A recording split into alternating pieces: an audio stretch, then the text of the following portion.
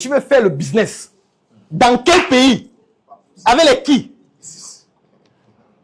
Parce que ce qu'on ne dit pas, c'est quoi? C'est que quand tu fais les affaires, je prends un exemple. Tu décides de fabriquer un produit comme celui-ci que tu vas vendre. Mais avant toi, il y a des gens qui vendaient ce produit, qui vendaient des produits similaires. Donc, quand tu viens dans un marché, supposons que cette salle, c'est un marché où il y a 100 personnes. Il y a des gens qui vendaient des produits comme ceci. Toi, tu viens, tu es intelligent, tu es compétent, tu as de l'argent, tu développes ton produit. Tu viens ici que tu vas vendre. Mais ce que tu ne sais pas, c'est qu'il y a des gens ici qui vendaient des produits similaires et qui avaient bâti toute leur vie dessus. Vous savez qu'ils ont pris des crédits à la banque. Ils ont développé leur business en créant leur usine, où ils importent.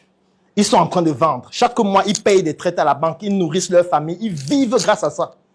Parce qu'ils savent que tous les jours, ils vendent 10 produits qui leur génèrent tel bénéfice qui leur permet de gérer leurs engagements. Toi, tu viens, tu es compétent, tu es intelligent, tu as un meilleur produit qui coûte même moins cher. Tu viens, sur les 10 qu'ils vendaient, toi, tu prends 3. C'est ce qu'on appelle conquérir des parts de marché. Parce qu'on parle de ça de manière technique, mais on ne comprend pas sur le plan spirituel ce que ça veut dire. Lui, il vendait 10. Maintenant, sur les 10, là, tu as pris 3 clients. Ça veut dire que lui, il gagnait 10 000. Maintenant, il va gagner 7 000 à cause de toi. Il devait rembourser 6 000 à la banque chaque mois. Maintenant, s'il rembourse 6 000, il va manquer 1 000 francs. Donc, ça ne va plus suffire pour payer la maison, payer sa voiture, boire le vin le dimanche, et ainsi de suite. Il va t'attaquer. Tu crois que qu'est-ce qui va se passer? Il va t'attaquer directement ou indirectement. Il ne peut pas te laisser. S'il ne réussit pas à t'attaquer physiquement, il va t'attaquer spirituellement. Il va t'attaquer émotionnellement. Il ne va pas te lâcher parce que tu viens de détruire sa vie. Parce que quand on dit business, les gens pensent que non, c'est un endroit où, bon, c'est aussi là comme ça. Les gens viennent seulement, ils gagnent de l'argent. Non, ce n'est pas ça.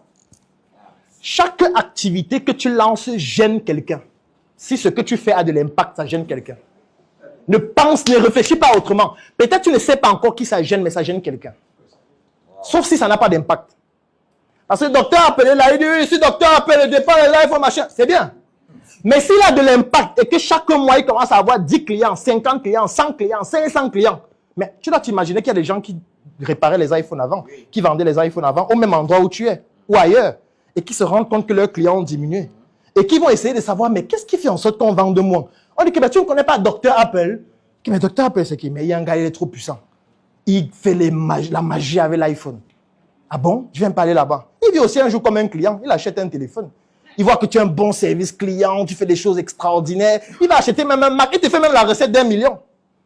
Pour analyser comment tu fais pour mieux te détruire. C'est ce qu'il est en train de faire. Parce que tu le gênes. Tu crois qu'il va te laisser? S'il t'attaque physiquement, il ne réussit pas, il va t'attaquer spirituellement. Et si tu n'es pas protégé, il t'abat. Et il passe au suivant.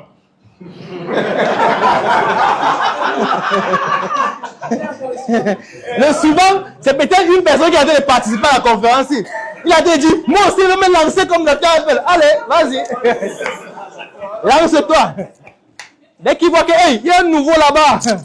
À Bonaberry, ah bon? Il s'appelle comment? Loïc Apple, d'accord.